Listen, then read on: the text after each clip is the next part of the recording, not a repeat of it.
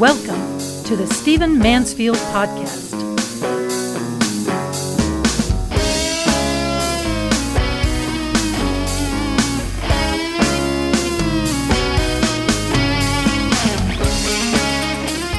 Well, welcome to the Stephen Mansfield Podcast. I'm thrilled you've joined me, and I want to dive in this particular episode with something that may be very practical for you. It might apply to your life. It might apply to the lives of your children, somebody you know. Usually I'm talking about news, trends, our global events from a somewhat of a faith perspective. But every so often I like to dive into the practicalities of how we prepare for the times in which we live. And I want to talk to you today about the entire matter of getting a college or a university degree. Now, before I dive in, because it's going to sound a little bit like I'm anti-universities, I have a bachelor's degree. I have 2 master's degrees. I have a doctorate. I lecture at universities. I've lectured at the Naval Academy and West Point and Harvard. And I'm not bragging. I'm just saying it's very obvious from my life. I believe in learning. I believe in the liberal arts.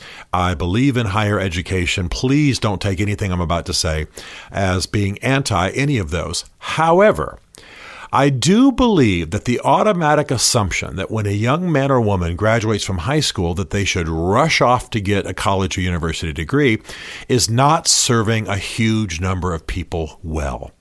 I do believe that in our world, as much as I love literature, as much as I love the liberal arts, as much as I love the broader world of culture and, again, the arts and history and literature and politics and studying all of that, I think it's part of an educated person. And I spend a lot of time trying to get people who've never even graduated from high school to read some Shakespeare and to read some good literature and to enjoy a life of learning and travel. So I believe in it. I believe in it. I believe in it. However, as the automatic career choice for a lot of people, as the automatic assumption for every kid who graduates from high school in America, as the political statement by some folks that a college degree ought to be like a birthright for an American, I think this is not serving some of us well.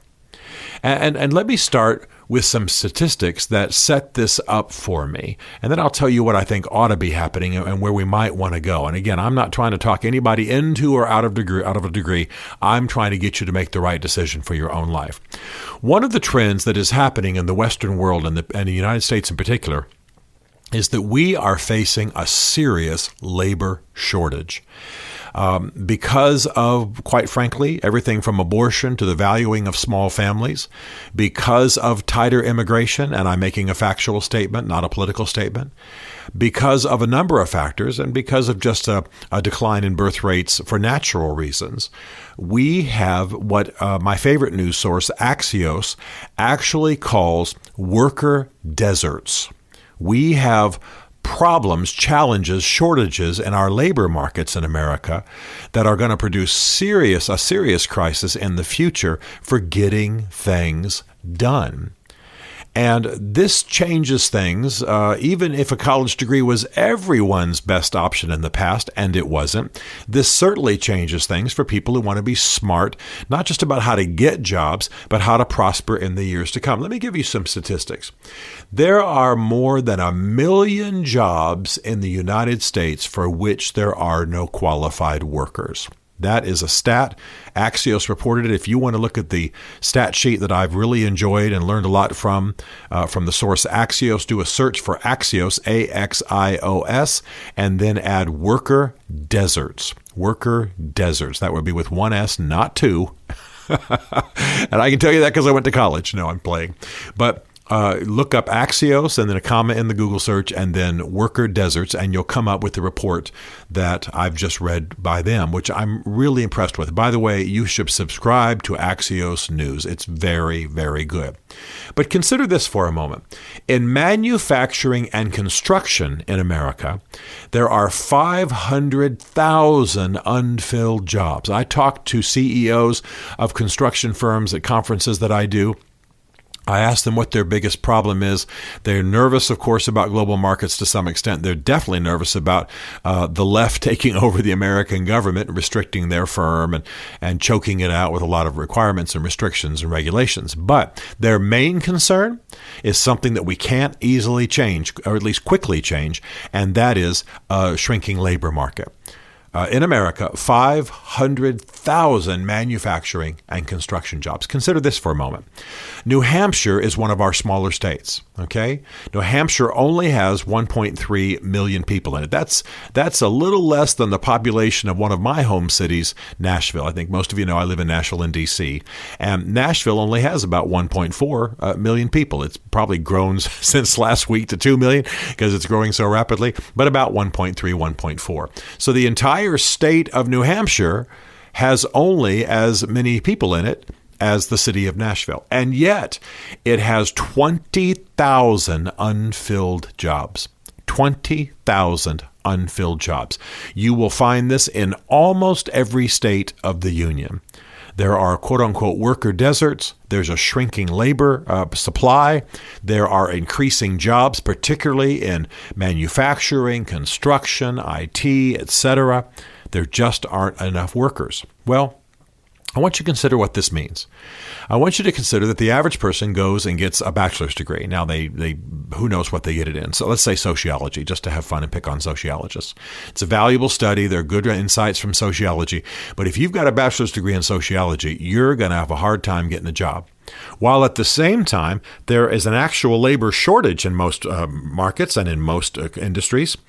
But the problem is, and here's the qualifying word we have to be sure to use, it's a matter of qualified workers. Do you have some training? Do you have some technical knowledge? Do you have experience as an electrician? Do you have carpentry experience?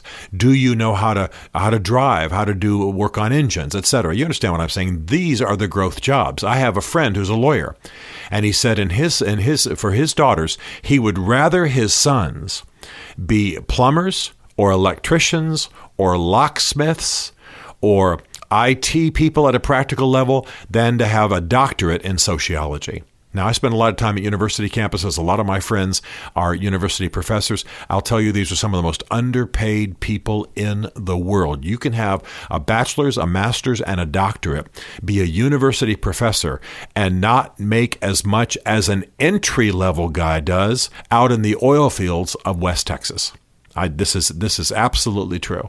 West Texas, when it's experiencing a good oil market, good petroleum market, I'm telling you what, guys out there are making mad money, and the university professor is doing really well in some cases to make 40 or 50 a year. Now, that may sound high to those of you who are in high school and working at Pizza Hut, but I'm telling you, for a guy who's got 3 advanced degrees and has got a tenured position and is maybe making 40 or 50, that's not very high. In this generation, frankly, by the way, 50K is about the national average. So he's making about the national average when he's highly educated and he's got the guarantee of an institution. Now, what's my point? My point is that we ought to lean a little bit more to the German system. I grew up in Germany, and the German system's one I admire. What they do is they evaluate students and test them through high school, and then they provide them with options. You can go on to the higher university training. You can go on to more of the liberal arts, more literature, more history, more politics, more economics, things like that, a little bit more abstract. Or if you have the aptitude, and of course they determine this through your schooling and so on, you can begin to move towards a track of education that prepares you more for technical fields. By the way, this is one of the reasons that Germany just outperforms many, many nations in terms of technical areas, from watchmaking to computer making to whatever, trains, automobiles, you name it. German engineering is amazing. Why? Because they start producing engineers early. They don't expect an engineer, a person who shows aptitude for engineering, to get a bachelor's degree in largely liberal arts subjects. Instead, they start moving them towards a technical track, and these people have very fulfilling careers working in tech areas, in engineering areas, engines, IT, electrical, renewable energies, all kinds of things. And that's why Germany has just run the United States off the charts when it comes to that kind of performance. Why? Because we don't make a bachelor's degree or the normal university liberal arts degree the automatic next step for the average student. It's not that that student's stupid. It's that that student has different aptitudes. We all know the guy from high school, maybe, who did not do well in English class, but could fix anything that moved. I had friends like that. You know, my aptitudes were more languages and English and literature and stuff like that. Poetry. I read a lot of poetry in high school because I was weird. Only poetry reading football player in my entire school. But all that to say, that was my aptitude, still is. But I had friends who didn't do that well in school because school emphasized words and literature and abstract thought. But this guy, he could take what at that time was a calculator apart and fix it. He could fix all kinds of things. And he's thriving to this day. But his aptitudes were in a different direction. So the Germans will actually figure out what your aptitude is. They have a system called gymnasium. They will figure out what your aptitude is, put you on a track early in your life towards mastery in that field, and that's why they have amazing performance. And by the way, they've had unbelievable literary impact on the world as well, philosophical impact, theological impact. In fact, if you study theology, you will study the German theologians. You might not be happy about it, but you will study the German theologians because German theologians have shaped the world, for better, for worse, depending on where you're coming from. What's my point? My point is that the automatic assumption that a kid in America graduates from high school and within a year he's studying Chaucer is maybe not the best way to go. Or that he's doing a sociology class, or even that he's studying American history, as much as I believe in. That's what my degrees are in, for the most part, are history. But my point is that if he's got an aptitude for something else, that ought to be valued. That's not the signal that we send. Kid graduates from high school and goes into technical training. He goes into engine repair. He goes into other technical fields. That's a choice he's got to make on his own. The high school doesn't necessarily push him in that direction or urge him in that direction. But many of those kids, those are going to be many of the jobs of the future. And I'm stunned. I visit out in West Texas quite a bit. Used to live in Abilene for 10 years. Visit friends constantly in Midland, Odessa. When the oil field blows up, you can't believe what the jobs and the salaries and what they have out there. But some of them require some experience. Even just driving a truck requires some certification and some experience. But these are the jobs, many of these are the jobs of the future. I'm not saying they're lower. I'm not saying they're blue collar. I'm not saying they're labor. They're just manual labor. I am saying, though, that in the future, IT is huge. Can you install a network into a business? Can you get all their air conditioning system and their door locks all on a same computer system, and all of that working with the cloud? You know what I'm talking about. Can you repair things? I mean, yeah, we may be going with self-driven cars. They still got to be fixed. They've still got engines. They've still got systems. Not everything's going ridiculously high tech. We still have construction. We're still building things. If you, for example, I live in, as I've said, two cities, Nashville and DC. Cranes everywhere. Somebody's laying some brick. Somebody's putting some pipe in there. Somebody's running some electrical. Somebody's doing a jackhammer on a bridge like I did in college. Somebody's doing that kind of work. And it's becoming increasingly high tech. You can't even run some pieces of equipment we used to run just out of our garages. Now they've all got digital screens and they're high tech, and they've got to be manufactured and they've got to be repaired. You know what I'm saying? And so the future is not just liberal arts degrees. The future is not just abstract thought and philosophy and politics and economics and even business procedures. The future is also practical. The future is also engineering. The future is also technical. The future is also manufacturing skills and construction skills and all of that kind of thing. And the schools that are teaching these are ballooning. And so I sit here as a guy with a pretty much traditional training, in the sense that I got a bachelor's and master's and a doctorate, in the sense that I've had to learn a foreign language to get my degrees, in the sense that I've had to study philosophy, study history, study theology, study economics, study politics. I've done that normal route. And I'm grateful that I did, because I'm one of the few people, I think, relatively speaking, who are meant to work in that field. It's you study the history of religion, you better have a job in religion to go to. I did. But a lot of people who studied philosophy, religion, sociology, they end up working way outside of their degree, and it's not a happy experience for them. So what we need to consider is that this pressure that we put on American youth to automatically go to college and get a degree is not necessarily wise. What they should be thinking about is getting training for their future, getting training for the jobs and the market that's going to be out there. Think about it. 1 million jobs open in America. In most states, the job situation, the unemployment is at the lowest it's ever been in all that state's history. But the issue is qualified workers, not just workers. The issue is qualifications for getting into jobs.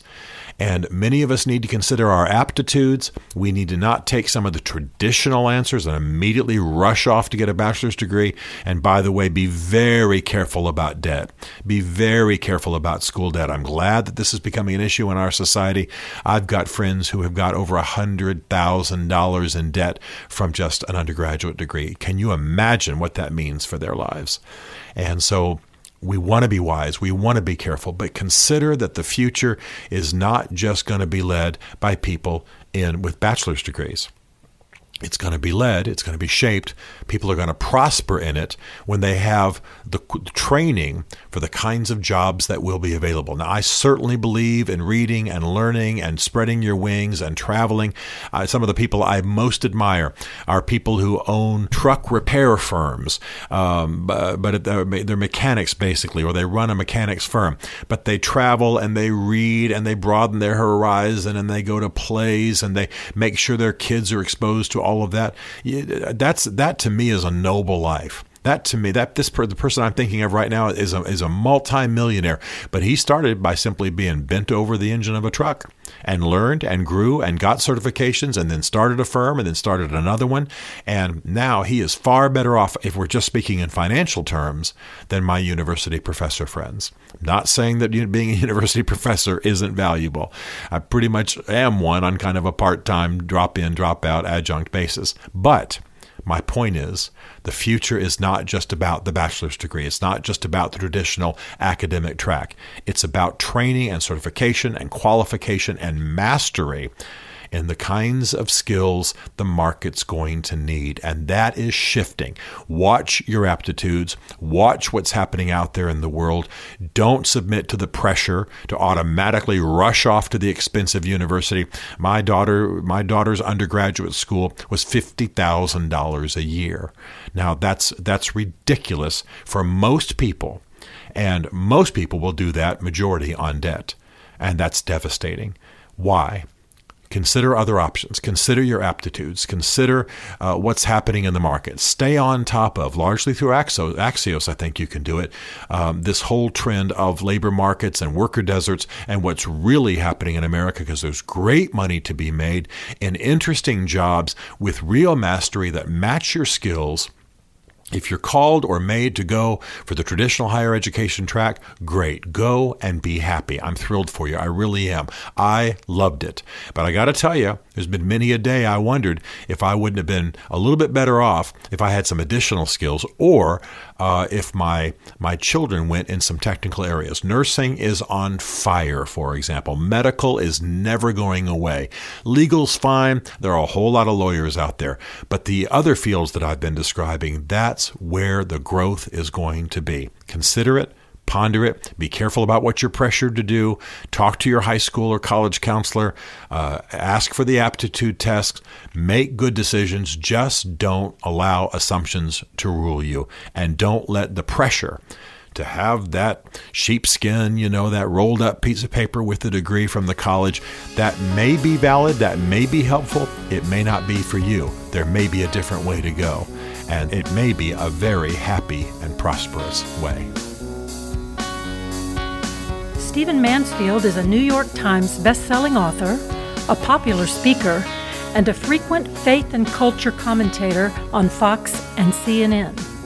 His groundbreaking books on faith and society include The Faith of George W. Bush, The Search for God in Guinness, Mansfield's Book of Manly Men, and Lincoln's Battle with God. Learn more at stephenmansfield.tv.